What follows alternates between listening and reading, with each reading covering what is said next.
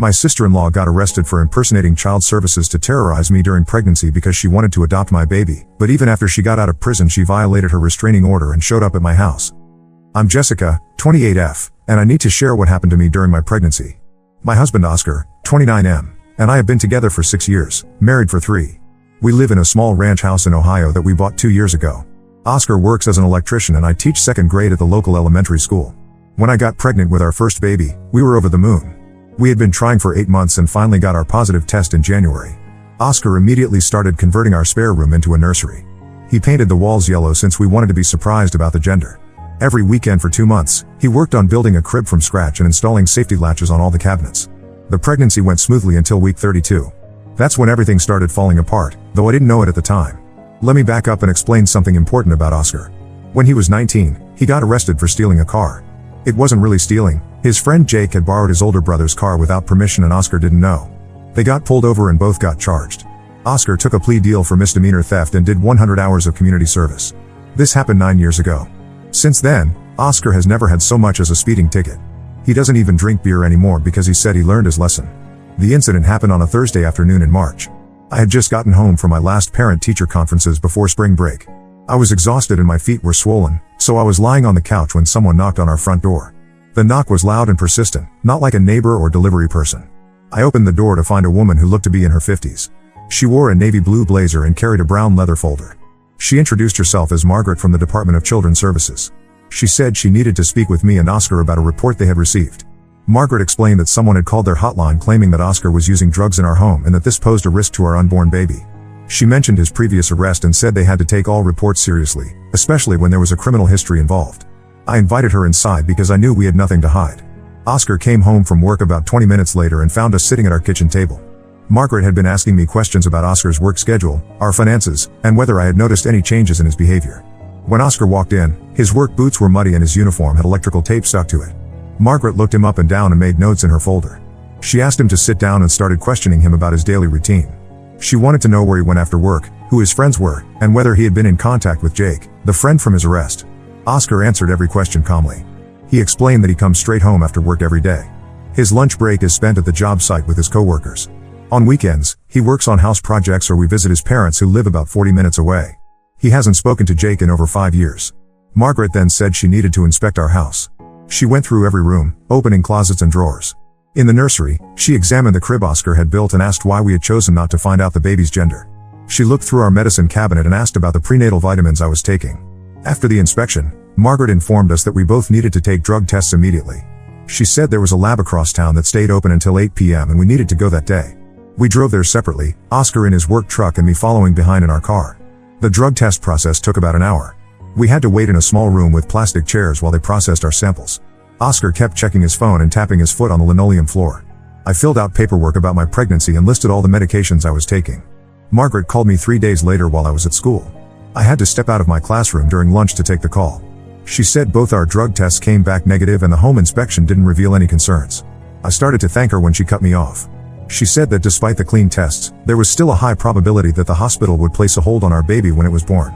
She explained that because of Oscar's criminal record and the nature of the original report, other agencies might get involved. She said it wouldn't be her decision and that we would have to wait and see what happened at the hospital. I sat in my empty classroom after that call and stared at the bulletin board covered with my students' artwork. The baby kicked hard against my ribs like she was trying to get my attention. That night, I couldn't sleep. Oscar was snoring beside me but I kept thinking about what Margaret had said. At 2 a.m., I got up and went to our computer. I found a legal advice forum online and typed out our entire story. The responses started coming within minutes. Most people were telling me to get a lawyer immediately. Several users said they worked in child services or knew people who did. They pointed out things that didn't make sense about Margaret's visit. One person said that in Ohio, child services typically doesn't investigate pregnant women unless they already have children in their care. Another person said that hospitals can't just take babies without a court order or clear evidence of immediate danger. Multiple people suggested I verify that Margaret actually worked for the department. I printed out the most helpful responses and showed them to Oscar when he woke up. He read through them while drinking his coffee and eating the scrambled eggs I had made. When he finished reading, he set the papers down and said we needed to call a lawyer that morning. Oscar's uncle had used a family lawyer named Robert Chen a few years ago for his divorce. I called Mr. Chen's office as soon as they opened and explained that we had an emergency situation. His secretary squeezed us in for an appointment that afternoon. Mr. Chen listened to our story without interrupting. He took notes on a yellow legal pad and asked us to repeat certain details. When we finished talking, he said the whole situation sounded irregular for our state. The first thing Mr. Chen did was call the local Department of Children's Services office. He explained that he was representing us and asked to speak with the supervisor about our case. He gave them our names and asked about the investigation being handled by Margaret. Mr. Chen put the call on speaker so we could hear. After being on hold for several minutes, the supervisor came back on the line. She said they had no employee named Margaret in their department. She also said they had no open case involving our family and had never received any reports about us. Mr. Chen thanked the supervisor and hung up the phone. He looked at both of us and said we needed to go to the police station immediately. Someone had been impersonating a government worker, which was a serious crime. We drove straight to the police station from Mr. Chen's office. The officer who took our report was named Detective Williams. She had us describe Margaret in detail, her height, hair color, the type of car she drove, and exactly what she had said during her visit. Detective Williams explained that impersonating a public servant was a felony in Ohio. She said they would start investigating right away and asked us to call immediately if Margaret tried to contact us again. That evening, I called my obstetrician's office and spoke with the nurse. I explained the situation and asked them to make a note in my file about the imposter. The nurse said she would alert the hospital security and make sure our delivery team was aware of the potential threat. We also decided to stay at Oscar's parents' house until after the baby was born. We packed our hospital bags and drove to their place that night. Oscar's mom, Linda, made up the guest room and insisted on making us dinner even though we had already eaten. Our daughter Emma was born 2 weeks later at the hospital. The security team had Margaret's description and kept an extra watch on the maternity ward. Emma arrived healthy after a long but normal labor. Oscar cried when he held her for the first time, which made me cry too. We stayed at the hospital for 2 days and then went back to Oscar's parents' house. Linda had prepared the guest room with a bassinet and all the baby supplies we needed. She helped me learn how to breastfeed and showed Oscar how to change diapers properly. 3 days after Emma was born, Detective Williams called with an update. They had arrested someone in connection with our case. She said we needed to come to the station to identify the suspect in a lineup. Update 1: the person they arrested was someone I never expected. It was my sister-in-law Kelly, 26F, Oscar's younger sister. When Detective Williams told us the suspect's name, Oscar just stared at her. He asked her to repeat it because he said he must have heard wrong. But she confirmed it was Kelly who had been impersonating the child services worker. Kelly had been arrested at her apartment across town. The police found the navy blazer and brown folder she had used during her visit to our house. They also found printed pages with information about child services procedures that she had apparently researched online. During questioning, Kelly admitted to everything. She said she had been the one who called the child services hotline to make the false report about Oscar using drugs. She had also been the one who came to our house pretending to be Margaret. Detective Williams explained that Kelly's motivation was complicated. According to her confession, Kelly believed that Oscar was not ready to be a father because of his past arrest. She thought that if child services got involved, we would realize we weren't prepared for a baby and would consider other options. Kelly also admitted that she had been struggling financially and had hoped that if we decided not to keep the baby, she could adopt it herself. She had been trying to get pregnant with her boyfriend for over a year without success and had been seeing a fertility specialist. Oscar didn't say anything during the meeting with Detective Williams. He just sat in the plastic chair and looked at his hands. When we got back to his parents' house, he went straight to the guest room and closed the door. Linda was in the kitchen feeding Emma a bottle when I told her what had happened. She set the bottle down on the counter and sat down hard in one of the kitchen chairs. She said she couldn't believe Kelly would do something like this. Oscar's dad, Frank, came home from work about an hour later. Linda told him about Kelly's arrest while he was still standing in the doorway with his lunch cooler in his hand. Frank set the cooler down and went to find Oscar in the guest room. I could hear them talking through the closed door, but I couldn't make out the words. Frank's voice was low and steady, and Oscar's responses were short. They talked for about 30 minutes before Frank came back out. The next day, Linda went to visit Kelly in jail. She was gone for most of the afternoon and came back looking tired. She said Kelly had been crying and kept saying she was sorry. Kelly claimed she never meant for things to go as far as they did. According to Linda, Kelly said she had only planned to make the initial phone call to child services. She thought they would just do a quick check and then close the case. But when nothing happened after a few days, she decided to take matters into her own hands. Kelly had researched child services procedures online and found old employee directories to create her fake identity. She had practiced what she would say and even bought the blazer and folder at a thrift store to look more official. Linda said Kelly kept asking if Oscar and I would visit her in jail. She wanted to explain herself and apologize in person. Linda told her that probably wasn't going to happen anytime soon. Oscar finally started talking to his parents about the situation after Linda's jail visit. He said he felt stupid for not recognizing his own sister, even though she had worn her hair differently and used a different tone of voice during her visit. Frank pointed out that people don't expect family members to lie to them in such an elaborate way. He said Oscar had no reason to question whether Margaret was really a government worker because the idea that it could be Kelly was so far outside the realm of possibility. We stayed at Oscar's parents' house for another week while we figured out what to do next. Emma was sleeping well and gaining weight, which the pediatrician said was exactly what we wanted to see. Oscar and I talked about whether we wanted to press charges against Kelly. The district attorney said we could choose not to pursue the case since it was a family matter, but Detective Williams recommended that we follow through with the prosecution.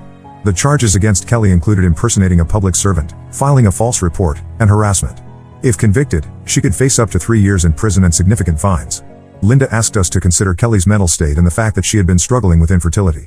She suggested that Kelly might benefit from counseling rather than jail time. Frank disagreed and said Kelly needed to face consequences for her actions. Oscar made the decision to proceed with pressing charges. He said that what Kelly had done wasn't just a prank or a misunderstanding. She had terrorized us during the final weeks of my pregnancy and put our family at risk. We moved back to our own house when Emma was 3 weeks old. Oscar installed new locks on all the doors and bought a security camera for the front porch. He said he wanted to make sure Kelly couldn't come back and try something else. Kelly's trial was scheduled for 2 months later. The public defender assigned to her case contacted us about the possibility of a plea deal. Kelly was willing to plead guilty to all charges in exchange for a reduced sentence. Update 2: Kelly's trial took place on a Tuesday morning in May. Oscar and I had to testify about what happened during her visit to our house and how her actions affected us. Kelly pleaded guilty to all charges as part of her plea agreement. The judge sentenced her to 18 months in prison with the possibility of parole after serving half the sentence. She also had to pay restitution for our legal fees and attend counseling sessions. During the sentencing hearing, Kelly's lawyer asked if she could make a statement. Kelly stood up and apologized to Oscar and me. She said she knew what she had done was wrong and that she regretted putting us through such a difficult time. Kelly explained that she had been desperate to have a baby and hadn't been thinking clearly. She said the fertility treatments had been affecting her emotionally and she had made poor decisions as a result. She asked Oscar to forgive her someday, even if he couldn't do it right away. Oscar didn't respond to Kelly's statement in court. When the judge asked if we wanted to say anything, Oscar just shook his head. I told the judge that we appreciated Kelly's apology but that her actions had caused lasting damage to our family. After the sentencing, Linda approached us in the courthouse hallway. She said she understood if we needed space from the family for a while. She asked if she could still visit Emma occasionally because she didn't want to lose her relationship with her granddaughter. Oscar told his mom that she was welcome to visit Emma anytime. He said that what Kelly had done wasn't Linda's fault and he didn't want Emma to miss out on having a relationship with her grandmother. Frank was less understanding of the situation. He said Kelly had embarrassed the family and made it difficult for everyone to move forward. He stopped visiting Kelly in jail after her sentencing and refused to discuss her release date. We found out more details about Kelly's planning during the trial. The prosecution presented evidence that she had been researching our case for weeks before making the initial phone call to Child Services. Kelly had created fake social media accounts to monitor our posts about the pregnancy. She had also driven by our house multiple times to observe our daily routines. The level of premeditation involved in her plan was more extensive than we had initially realized. The most disturbing revelation was that Kelly had been in contact with adoption agencies in other states. She had inquired about private adoptions and asked about the process for adopting a baby whose birth parents changed their minds. Kelly's boyfriend, Marcus, testified that he had no knowledge of her plans. He said Kelly had been acting strangely for several months but he attributed it to stress from their fertility treatments. Marcus broke up with Kelly after her arrest and moved out of their shared apartment. Detective Williams told us that Kelly's case was unusual because family members rarely go to such elaborate lengths to deceive each other. She said most impersonation cases involve strangers trying to commit fraud or gain access to homes for theft. The strain of the trial affected Oscar's relationship with his parents. Linda continued to visit Kelly in prison and wanted to discuss Kelly's appeals process with Oscar. Frank thought Linda was enabling Kelly's behavior by maintaining contact with her. Oscar told his parents that he didn't want to hear updates about Kelly or discuss her situation.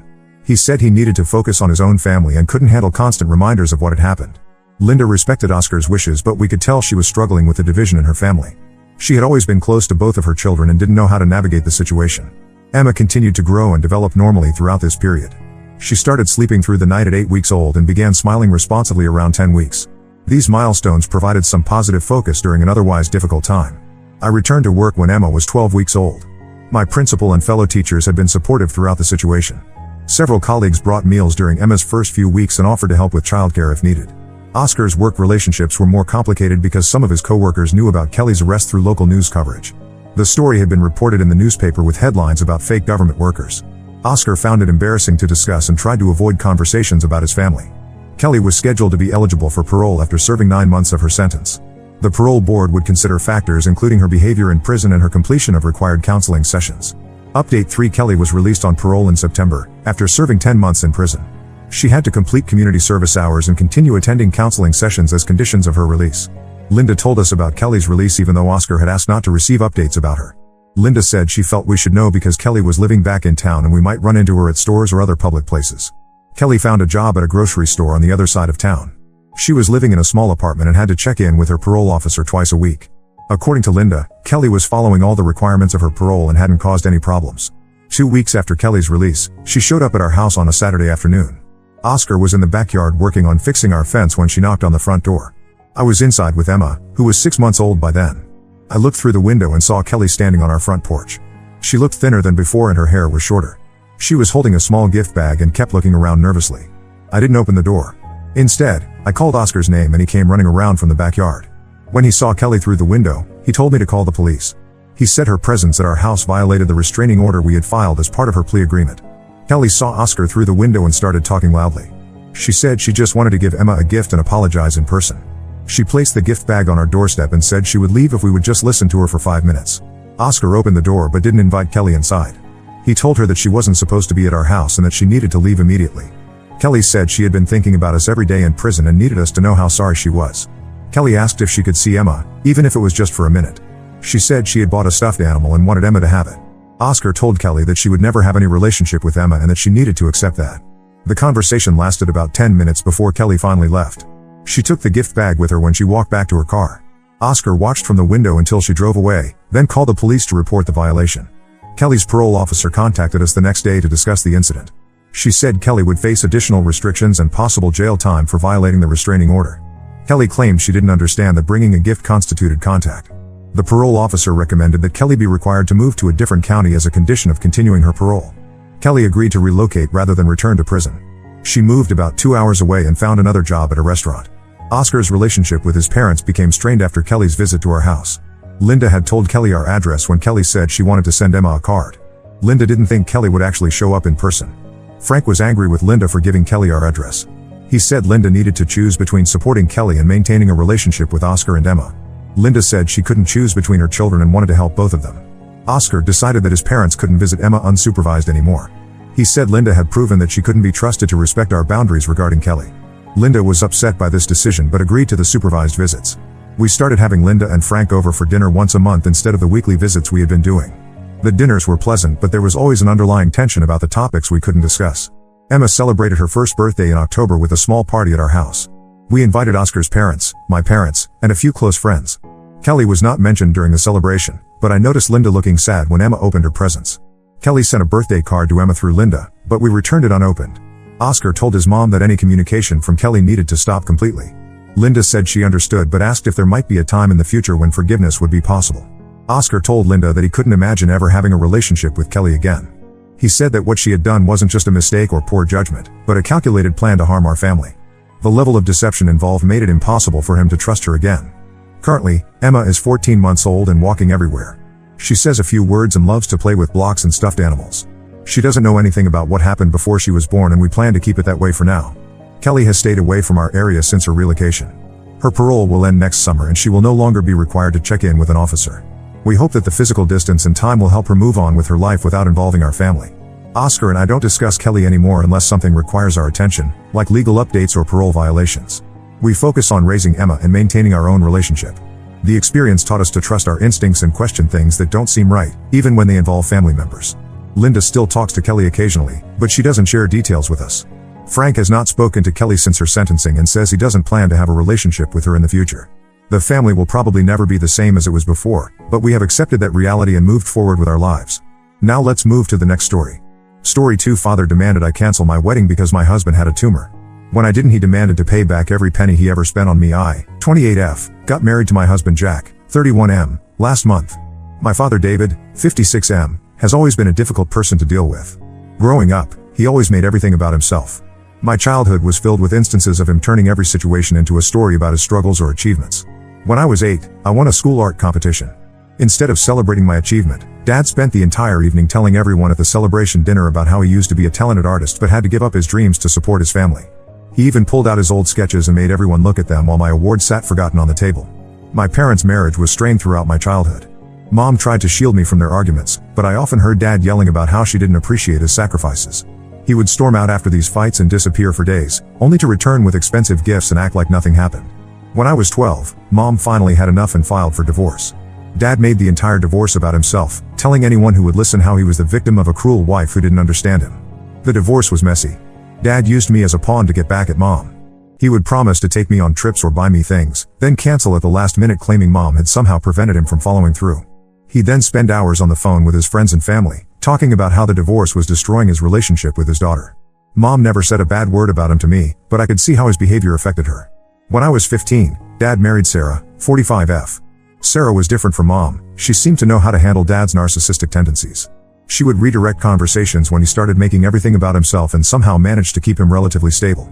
They had my half-sister Emma, 12F, a few years later. I thought having a new family might help Dad change, but he just found new ways to make everything revolve around him. I went to college in the same city to stay close to Emma.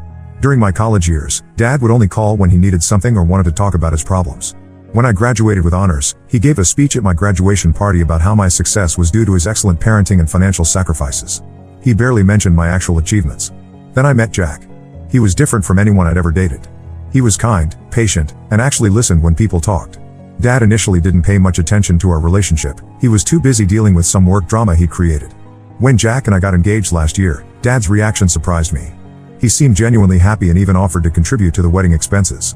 Looking back, I should have known it was too good to be true. Dad spent the entire engagement period telling everyone how he was the one who taught me to have high standards in choosing a partner. He would corner Jack at family gatherings and give him long lectures about how lucky he was to be marrying into our family, completely ignoring the fact that Jack came from a wonderful family himself. The real problem started 2 weeks before the wedding when Jack began having severe headaches. After several tests, the doctors found a benign tumor that needed to be removed. They assured us it wasn't immediately life-threatening, and we could proceed with our plans. The surgery was scheduled for 3 months after the wedding. Jack and I discussed it thoroughly and decided to go ahead with the wedding as planned. When I told Dad about Jack's condition, expecting some support or concern, his reaction was purely self-centered. He immediately started calling everyone in the family, acting as if he was the one most affected by the news. He called Jack's parents without our permission to discuss contingency plans and started telling people he might have to support me financially if anything happened to Jack. The day before the wedding, during the rehearsal dinner, Dad insisted on giving a speech. I was nervous about it but didn't want to create drama by refusing. What followed was 20 excruciating minutes of him talking about himself. He started with how he survived his divorce from my mom, moved on to how he built a successful career despite numerous obstacles, and then began crying about how difficult it was for him to see his daughter marrying someone with health issues. Jack's parents were visibly upset. His mother had tears in her eyes, but not the happy kind you expect at a rehearsal dinner. Jack sat there, humiliated, as my father essentially turned his medical condition into a sob story about himself. Sarah tried to get Dad to sit down, but he pushed her away and continued his monologue about how proud he was of himself for staying strong through all of this. Emma, who was supposed to be our flower girl, started crying because of all the tension in the room. When I finally got up and asked Dad to leave, he created an even bigger scene. He started shouting about how ungrateful I was and how no one understood how difficult this was for him as a father. He actually said, "How do you think I feel, having to walk my daughter down the aisle knowing her husband might not be around long?" The actual wedding day was even worse. Dad showed up drunk, despite Sarah begging him to stay sober. During the ceremony, when the officiant asked if anyone objected to the marriage, Dad stood up swaying. Everyone froze as he announced that he needed to express his concerns about the timing of the wedding given Jack's health issues. He started rambling about his paternal duty to protect me from making a mistake. Security had to physically remove him while he yelled about being a concerned father who only wanted the best for his daughter. The ceremony continued, but you could feel the tension in the air. Sarah left with a crying Emma, apologizing profusely on Dad's behalf. That night, instead of celebrating our marriage, Jack and I had to deal with Dad's Facebook rant about how his daughter chose a sick man over her father's wisdom and love. I blocked him on all social media and my phone. Sarah keeps trying to mediate, saying Dad is just processing his emotions in his own way and that I need to understand how difficult this is for him. Emma texts me saying she misses me and wants everyone to get along. Meanwhile, Dad has been telling our extended family that I'm being cruel by cutting him off when he's just worried about my future. Several family members have suggested I should forgive him because that's just how he is, but I'm done letting him make every situation about himself. This was supposed to be about Jack and me starting our life together, not about him and his feelings. Update 1. It's been 3 weeks since the wedding disaster, and the situation has spiraled out of control in ways I never imagined. I thought blocking Dad on everything would give us some peace, but he's found new ways to insert himself into our lives and cause chaos. Last week was Jack's pre-surgery consultation. We specifically didn't tell anyone in Dad's family about the appointment to avoid any drama. However, Sarah somehow found out from Emma, who had overheard me talking to Mom about it on the phone. Sarah, thinking she was helping, told Dad about it because she believed he deserved to know his family. The consultation was scheduled for 10 a.m. Jack and I were sitting in the doctor's office, discussing the procedure details when Dad suddenly barged in. He hadn't even bothered to check in at reception, he just walked straight through looking for us. The doctor was in the middle of explaining the surgical approach when Dad interrupted, demanding to know the real survival rates and potential complications. The surgeon tried to maintain professionalism and explain that the tumor was benign and the procedure was routine, but Dad wouldn't listen. He kept interrupting with questions he'd clearly gotten from WebMD, insisting that the doctor might be hiding something. He even pulled out his phone and started recording the conversation, saying he needed evidence in case something went wrong. Jack remained remarkably calm, but I could see how uncomfortable he was. The surgeon had to stop the consultation and call security when Dad refused to leave. While waiting for security, Dad started crying and telling the doctor about how he'd already lost so much in life and couldn't bear to see his daughter become a widow.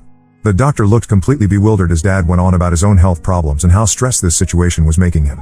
Security finally arrived and escorted him out, but the damage was done. The hospital had to reschedule our consultation, and now they flagged Dad as a security risk. We've had to arrange for extra security measures for the actual surgery day, which has added unnecessary stress to an already difficult situation. But Dad's interference didn't stop there. A few days after the hospital incident, Jack got called into his boss's office. Apparently, Dad had been emailing and calling Jack's workplace repeatedly over the past week. He somehow got hold of his boss's contact information, probably through some mutual acquaintance, and had been trying to convince them that Jack was too sick to work. Jack's boss showed us the emails. Dad had written long, detailed messages about how Jack was hiding the severity of his condition and how continuing to work might kill him.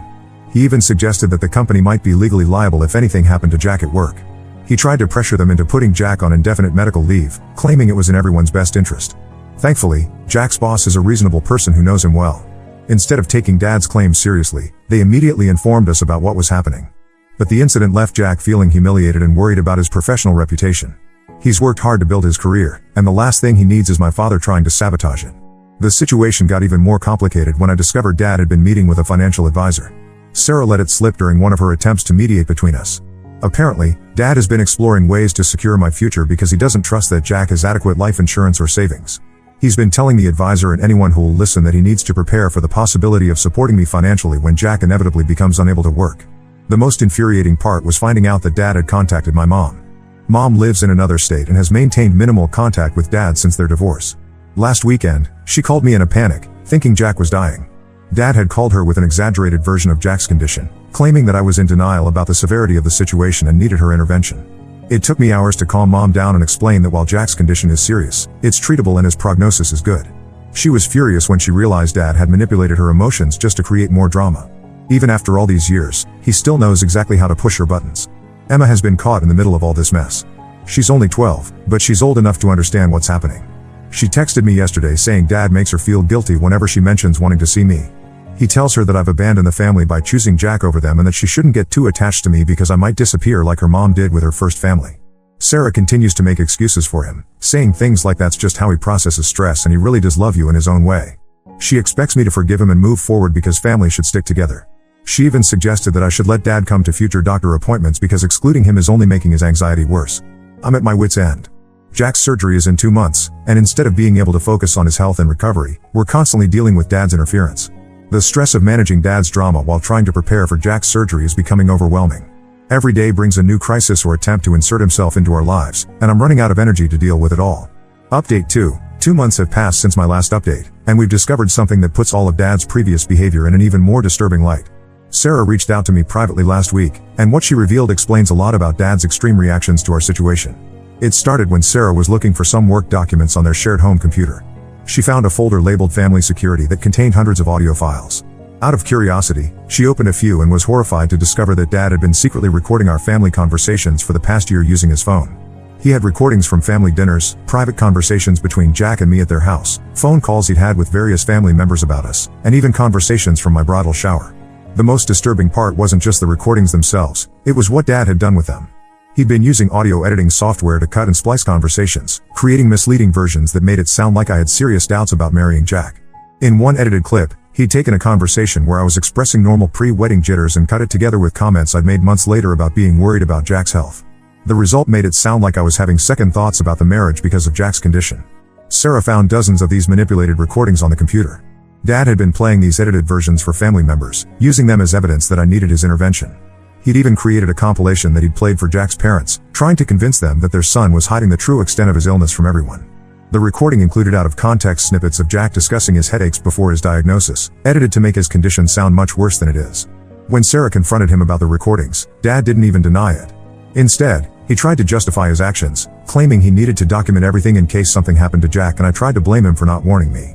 He showed Sarah a whole timeline he'd created, mapping out every conversation and interaction, with notes about how they proved he was right about Jack's health being a reason to delay or cancel the wedding. Sarah was horrified by the extent of his deception. She finally realized that his behavior went far beyond just being overprotective or processing stress badly. She packed some bags and went to stay with her sister, taking Emma with her. For the first time since I've known her, she's not trying to excuse or justify Dad's actions. Emma called me crying the day after they left. She revealed that Dad had made her keep secrets too. He'd ask her to tell him whenever she heard me talking to Mom on the phone, and he'd make her feel special by saying she was helping protect the family by reporting back to him. She feels guilty now, realizing he was using her to spy on me. The fallout from this discovery has been intense. When confronted by several family members, Dad doubled down on his position. He claims he did everything out of love and concern for me. In his mind, he's the hero of this story, a father doing whatever it takes to protect his daughter from making a huge mistake. He genuinely seems to believe that manipulating and editing these recordings was justified because it served his purpose of proving he was right about Jack. Sarah is now considering divorce. She told me she's found other disturbing things since she started looking closer at Dad's behavior. Apparently, he's been keeping detailed notes about Jack's daily schedule, including when he goes to work and returns home.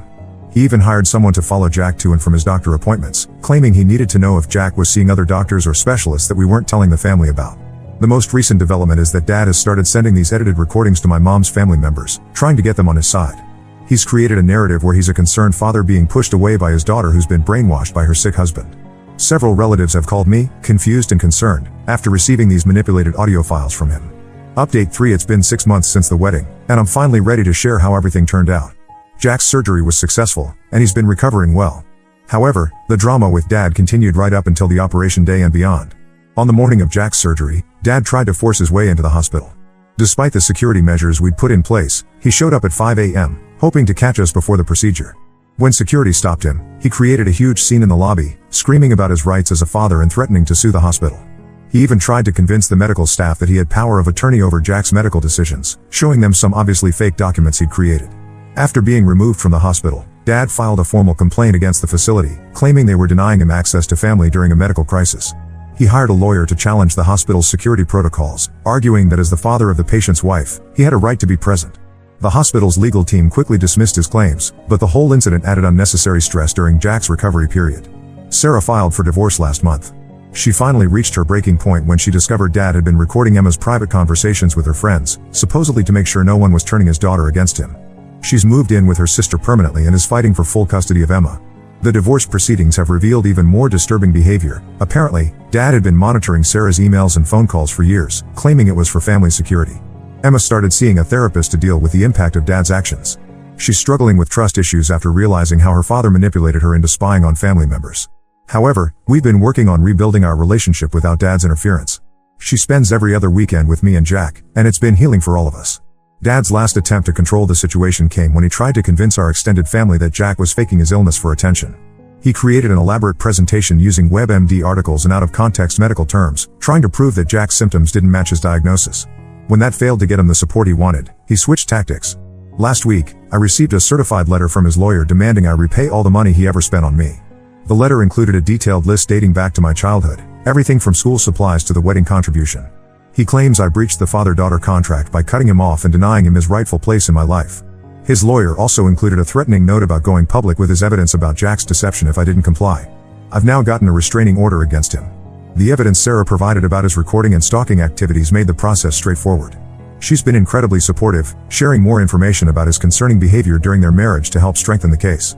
Dad's response to the restraining order was to send a mass email to everyone we know, claiming he's the victim of a conspiracy between his ex-wife, current wife, and daughter to destroy his reputation. Most family members have stopped taking his claims seriously, but he's still trying to find ways to contact us through distant relatives or mutual acquaintances. I'm finally at peace with my decision to cut him out of my life completely. Jack's recovery is going well, and we're focusing on building our future together. Sarah and Emma are doing better away from Dad's influence, and we're all healing from the damage he caused. Sometimes cutting toxic people out of your life is the only way to find peace, even if they're family.